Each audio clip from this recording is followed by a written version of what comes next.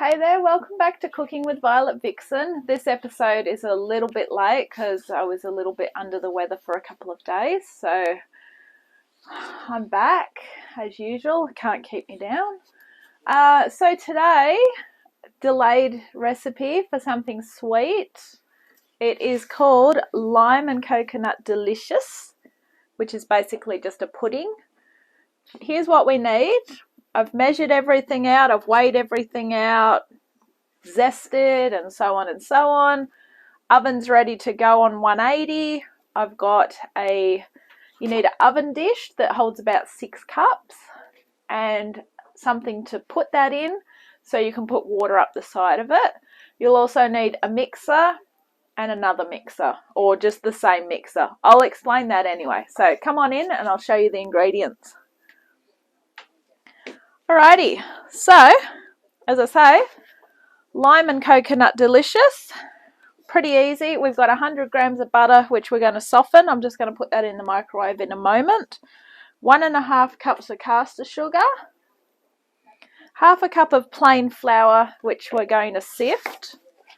Chuck it through the sifter. I'll chuck that through now as we talk. 2 teaspoons of finely grated lime rind. I purchased 2 limes.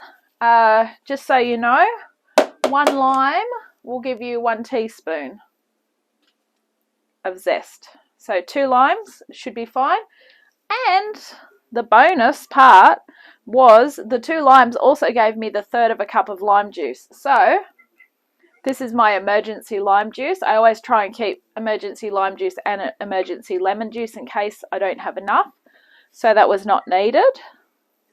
3/4 of a cup of moist coconut flakes. These are really yummy. 2 eggs, which I've separated. 2 yolks in here. 2 whites in here. And 2 cups of milk.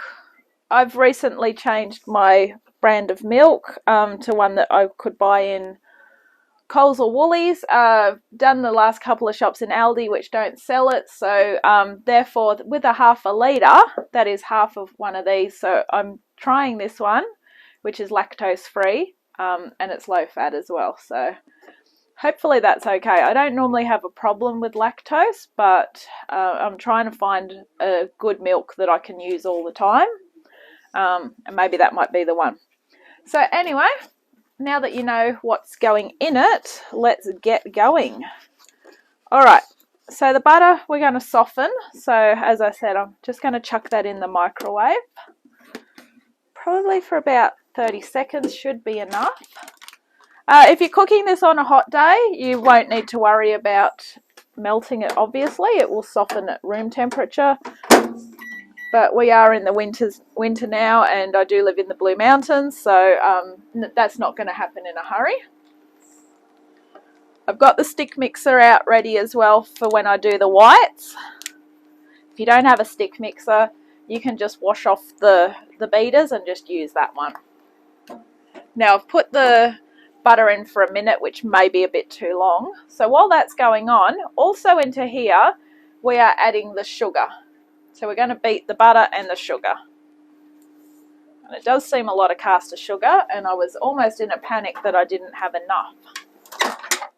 Because I just look in the pantry and I go, yeah, I got heaps of that, but I can't see it. Alright, I'm going to leave it at that because I don't want it fully melted. So, in it goes. Alright, while that's draining. So what we're doing is we're beating the butter and the sugar until it's light and creamy. So you'll notice when it's light and creamy because it'll all start to come together like a little bit of a breadcrumby sort of thing. Alright, switch her on and let's go.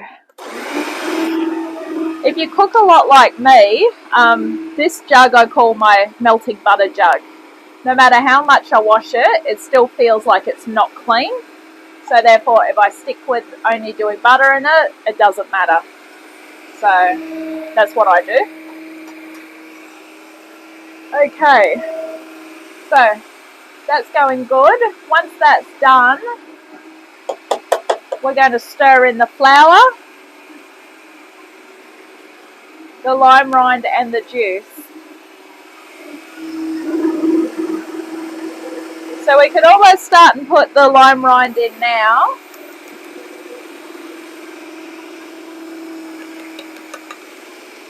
Because this is pretty much mixed with that butter being very well melted the way I melted it.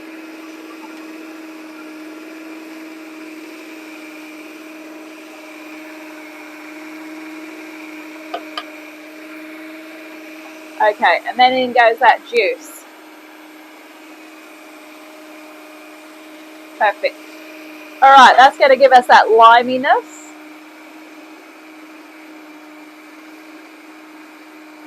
Once that's all mixed in, then you want to add your coconut, egg yolks and milk. So I'll do the egg yolks first. There's 2 in there.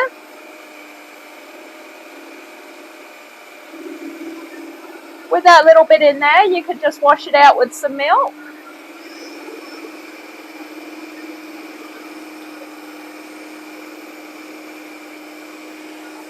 Grab a teaspoon and give it a bit of a stir.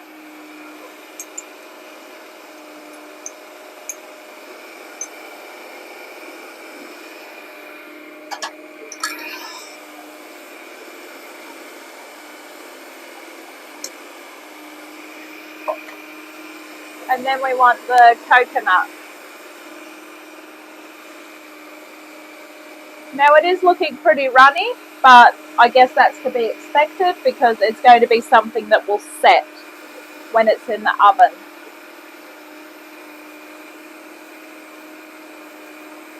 Okay, so I'm going to turn that off now.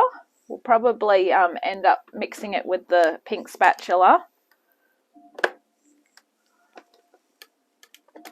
So we'll get the pink spatula out and give that a mix. The main reason why I say that is because we're going to be folding in the whites. We're not going to be mixing them in. Sometimes when you mix them in, it's a bit too extreme and chaotic. There could be a good chance that all the flour's at the bottom of that as well. Unfortunately, my mixer is not one to reach the bottom, which is a shame because it's a good mixer. It's a lot better than the one that it took the place of, which lasted forever.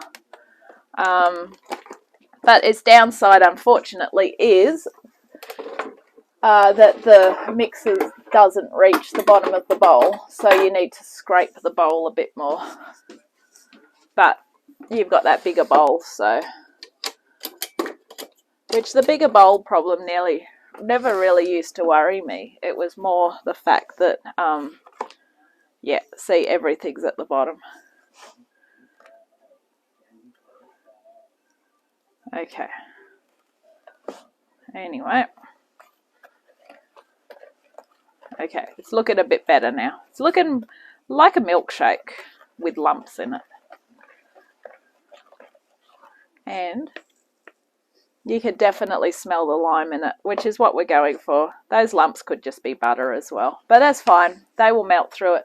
Okay, so if you have a stick mixers are good for doing the whites. If you don't, quite simply just rinse off those beaters and use that. So we're going to just use this. Now the good thing about this dish is it's very easy to prepare because we're pretty much ready to put it in the oven. And all we've done is just measure a lot of things out and put them aside. So once this has got the soft peaks, then we're putting it in with the rest, and then we're getting it ready to go in the oven.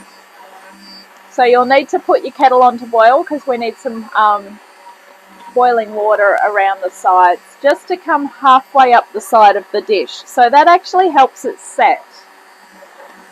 So it's like a custard dish. I have made something similar to this before,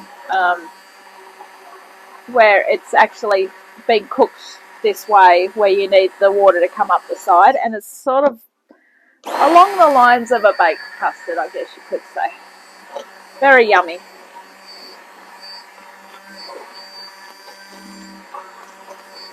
Now, sometimes with this stick mixer, my egg whites either go or they don't. And I have been known to get the shits and just go and grab that mixer. This stick mixer is fantastic for doing whipped cream and doing soup. And if you just heard a little meow then, I think that they think that I'm whipping cream. They have a love of whipped cream, my boys.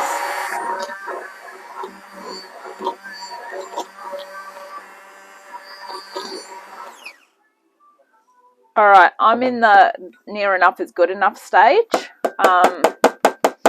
Obviously, if I was on MasterChef, near enough is not good enough. No, it is not. Nosy pants. All right, so we are going to pour this in, mix it in.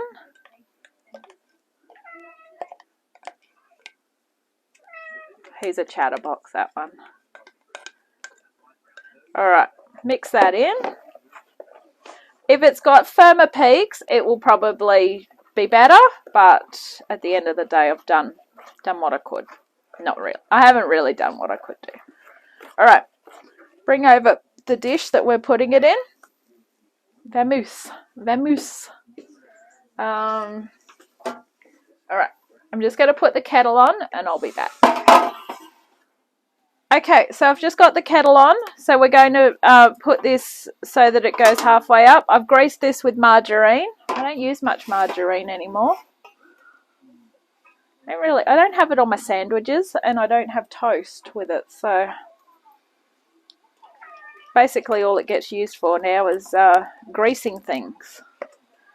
Alright, yes, I have a layer of butter on the bottom here. Just going to put that on the top. You don't really want that in there. That's what I mean with this mixer. Basically all the butter's going to do is it will melt through it. It's not the biggest issue, but if anyone was judging me on it, it would be the end of the world. So, sorry.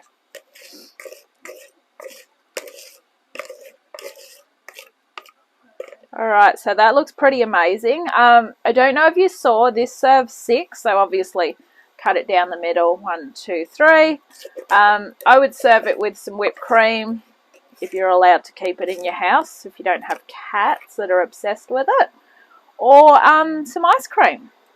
So, once we've got the boiling water, we're going to fill it halfway up, into the oven for 180 for 45 to 50 minutes. It's got to be golden and firm in the center. I will see you when it's done. Okay, so I just gave mine 40 minutes, touch it in the center, and it's done. So delicious. Enjoy. And thank you for watching this episode of Cooking with Violet Vixen. This has been lime and coconut delicious. I will catch you again very soon for another sweet treat. Bye.